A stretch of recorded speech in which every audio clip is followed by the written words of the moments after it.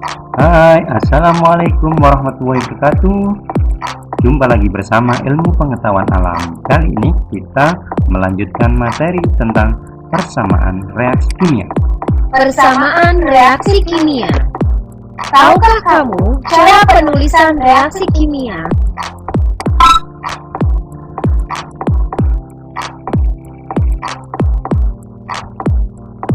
A dan B adalah reaksi atau reaktan. Tanda plus artinya bereaksi. Tanda panah artinya membentuk. C artinya hasil reaksi atau produk. Contoh: logam tembaga bereaksi dengan gas oksigen menghasilkan tembaga 2 oksida. Dapat dituliskan sebagai berikut: Cu plus O menghasilkan CuO. Karena di sini ada angka 2, berarti di sini oksigen harus setara.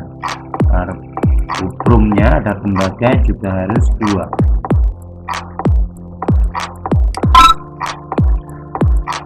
Dari contoh di atas dapat disimpulkan bahwa jumlah atom pada reaktan dan produk harus sama.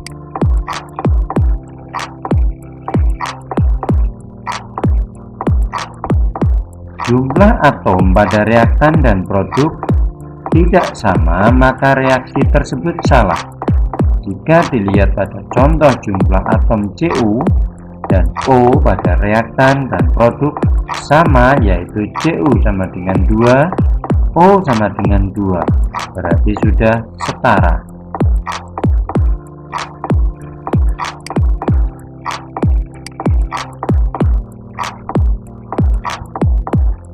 Wujud zat dinyatakan dalam huruf miring di dalam tanda kurung. S solid artinya padatan, G artinya gas, L liquid artinya cairan, Aq atau aqueous artinya larutan.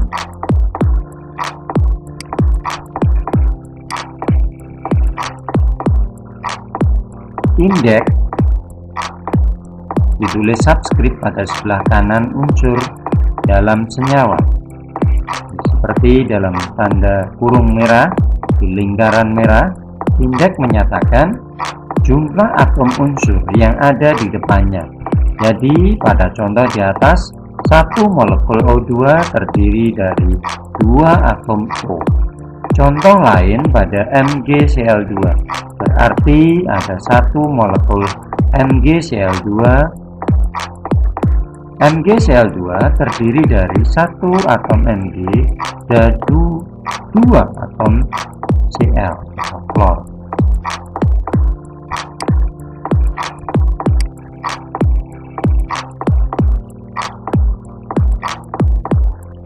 Perhatikan lingkaran merah. Koefisien adalah angka yang terdapat di depan rumus kimia dan menyatakan perbandingan paling sederhana dari zat-zat yang terlihat dalam reaksi.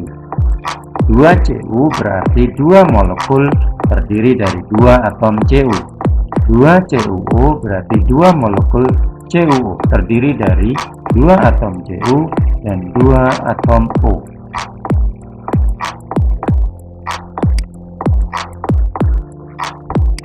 Untuk lebih jelasnya, ikuti langkah-langkah penulisan persamaan kimia di bawah ini. Logam magnesium bereaksi dengan asam klorida membentuk larutan magnesium klorida dan gas hidrogen. Tuliskan semua rumus kimia zat yang terlibat reaksi kimia tersebut beserta jenis zatnya. Mari kita kerjakan. Magnesium ada asam klorida atau HCl, ada magnesium klorida MgCl2 dan hidrogen H2O. Tentukan reaktan dan produk dari reaksi kimia tersebut. Reaktannya adalah magnesium atau Mg, asam klorida atau HCl, produknya adalah magnesium klorida atau MgCl2, dan hidrogen atau H2O. Tulis persamaan reaksinya, reaktan di sebelah kiri dan produk di sebelah kanan. Mg solid, HCl aqueous, MgCl2 aqueous, H2O gas. Samakan jumlah atomnya. Mg di sini 1, di sini juga 1. 2 HCl, ini Cl-nya 2, Cl-nya 2, atomnya H2, berarti sudah setara. Demikian penjelasan tentang reaksi kimia. Kita lanjutkan ke ciri-ciri reaksi kimia. Ciri-ciri reaksi kimia. Terbentuknya endapan. Perhatikanlah animasi di bawah ini.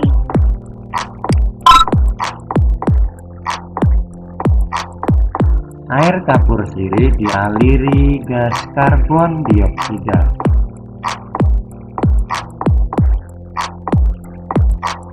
Apa yang terjadi?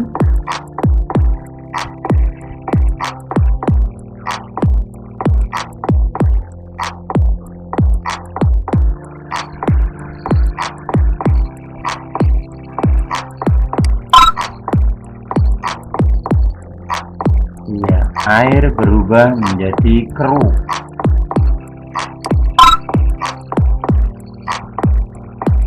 Muncul endapan kapur pada dasar tabung. Kesimpulannya,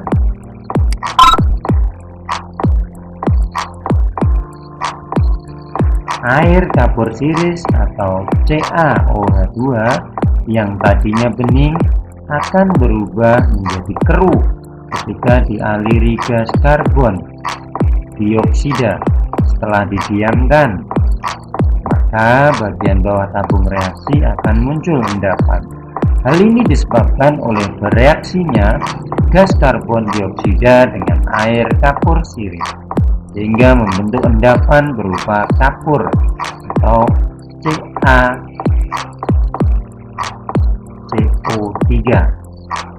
Persamaan reaksinya adalah CO2 plus CaOH2 menghasilkan CaO3 plus H2O. Contoh reaksi kimia yang juga menimbulkan endapan adalah larutan perak nitrat atau AgNO3 bereaksi dengan larutan asam klorida HCl membentuk endapan perak klorida atau AgCl. Persamaan reaksinya adalah sebagai berikut. Terbentuknya gas. Tahukah kamu reaksi kimia yang dapat menyebabkan munculnya gelembung gas?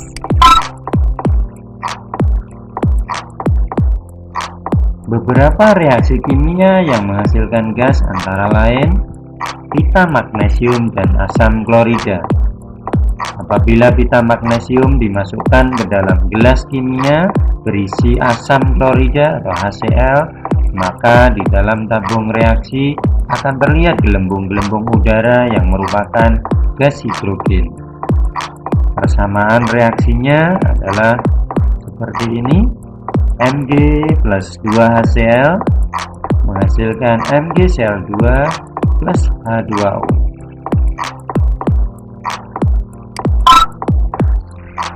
Logam tembaga dengan asam nitrat. Gas nitrogen atau NO2 yang berwarna merah coklat dapat dihasilkan dari reaksi antara logam tembaga Cu dengan asam nitrat atau HNO3. Persamaan reaksinya adalah Cu plus 4HNO3 menghasilkan CuNO3 2 plus 2H2O plus 2 NO2. Ini adalah gelembung-gelembung gas akibat reaksi kimia.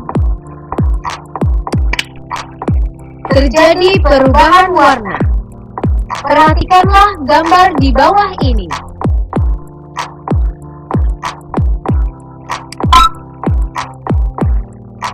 Perubahan kimia yang disertai perubahan warna dapat dilihat pada proses perkaratan besi. Pada proses tersebut, besi yang awalnya mengkilap berubah warna menjadi merah kecoklatan. Persamaan reaksinya adalah 3Fe plus 2O2 menjadi Fe 3O4. Putih menjadi merah coklat. Reaksi lain yang menyebabkan terjadinya perubahan warna banyak yang bisa ditemukan, antara lain larutan kalium permanganat dan asam oksalat. Dalam suasana asam, larutan kalium permanganat KMNO4 yang berwarna ungu akan berubah menjadi tidak berwarna jika direaksi dengan larutan asam oksalat H2C2O4.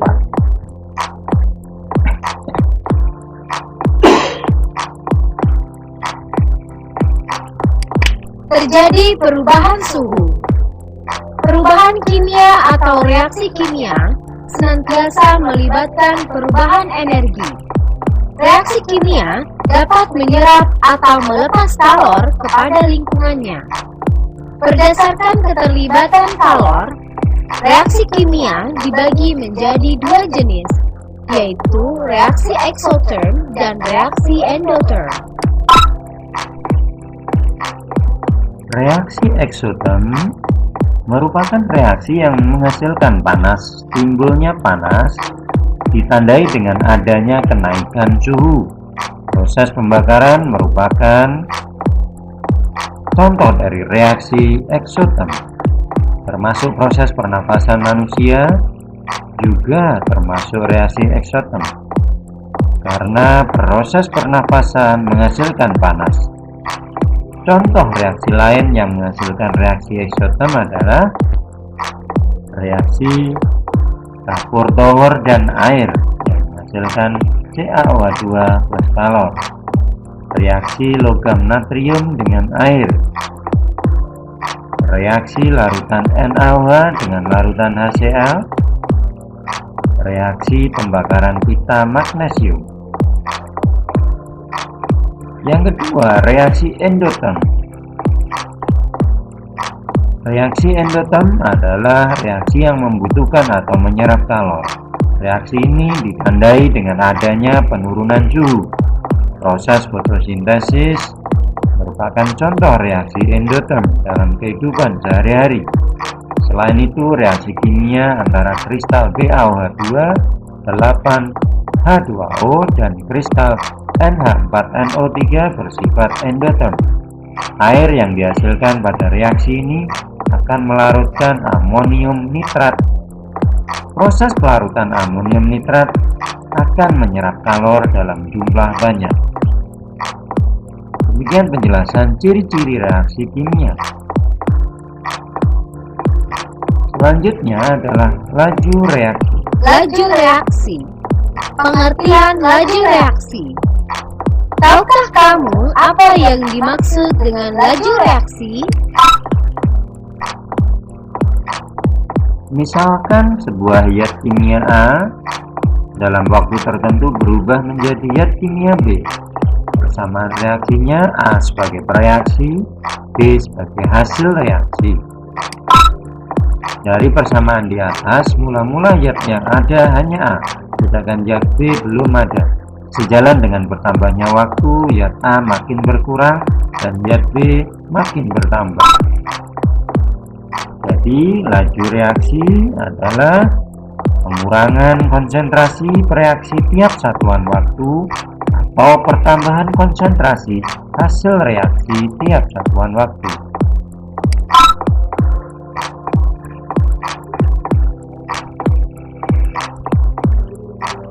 Ini adalah grafik konsentrasi zat terhadap waktu hasil reaksi yang semakin menurun, hasil reaksi yang semakin bertambah.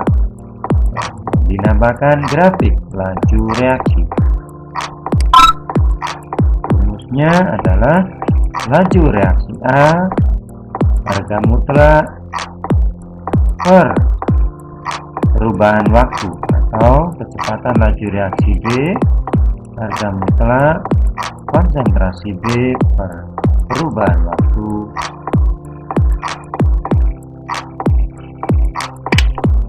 Mengukur kecepatan reaksi. Kecepatan reaksi dapat diketahui dengan mengukur sesuatu yang berubah terhadap waktu. Perhatikan reaksi antara asam klorida dan kepingan kalsium karbonat di dalam tabung reaksi. Asam klorida direaksikan dengan kalsium karbonat menghasilkan kalsium klorida plus air plus gas karbon dioksida. Untuk mengukur kecepatan reaksinya dapat dilakukan dengan dua cara, yaitu kecepatan diukur berdasarkan pengurangan massa Yard. Salah satu produk reaksi yang dihasilkan adalah gas karbon dioksida. Gas ini dilepas ke udara, dengan demikian kecepatan reaksi dapat diukur berdasarkan pengurangan massa dari zat dalam tabung selama selang waktu tertentu. Massa Yard lama-kelamaan akan berkurang karena gas karbon dioksida yang menjadi hasil reaksi menguap ke udara. Yang kedua adalah kecepatan reaksi diukur berdasarkan pertambahan volume zat. Kecepatan reaksi dapat diukur juga berdasarkan jumlah karbon dioksida yang dihasilkan selama selang waktu tertentu. Hal ini dapat dilakukan dengan menampung gas karbon dioksida dalam silinder ukur. Selama selang waktu tertentu, jumlah gas karbon dioksida yang tertampung dalam silinder ukur semakin banyak. Dengan demikian, kecepatan reaksi dapat diukur berdasarkan pertambahan volume gas. Pengendalian reaksi. Selain dapat diukur, kecepatan reaksi kimia juga dapat dikendalikan. Caranya dengan mengubah suhu reaksi, konsentrasi reaksi, luas permukaan sentuh, atau menggunakan katalis. Kliklah masing-masing icon suhu reaksi, konsentrasi reaksi, luas permukaan sentuh, dan katalis. Suhu dapat mempengaruhi kecepatan reaksi. Pada suhu tinggi, partikel bereaksi bergerak lebih cepat. Makin tinggi suhunya, makin cepat pula partikel bereaksi itu bergerak. Akibatnya, tumbukan antar partikel menjadi lebih sering, sehingga mempercepat terjadinya reaksi kimia. Tetapi tidak semua partikel bereaksi yang bertumbukan akan bereaksi, tergantung pada jumlah energi yang dimiliki. Partikel memiliki energi yang cukup, maka suhu bereaksi dinaikkan atau diberi kalor.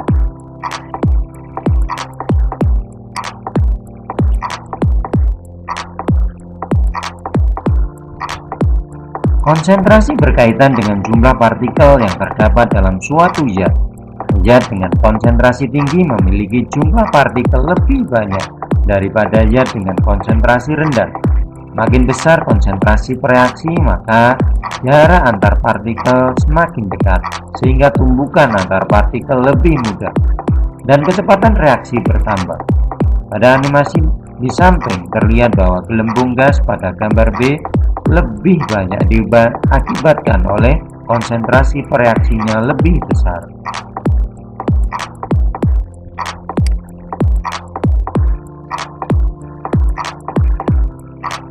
Ukuran materi atau luas permukaan sentuh mempengaruhi kecepatan reaksi. Untuk lebih mudah memahaminya, perhatikan animasi berikut. Kayu akan lebih mudah terbakar jika kayu dibelah terlebih dahulu. Dengan membelah kayu, maka luas permukaan kayu yang mengadakan kontak dengan api semakin lebih besar. Jika yang dibakar masih kayu gelondongan, maka luas permukaan kayu yang kontak dengan api lebih kecil, sehingga api sulit membakar kayu.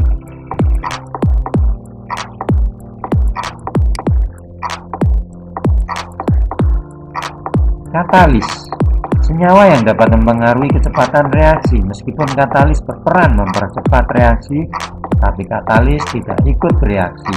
Untuk lebih jelasnya, perhatikan berikut. Zat A direaksikan dengan zat B.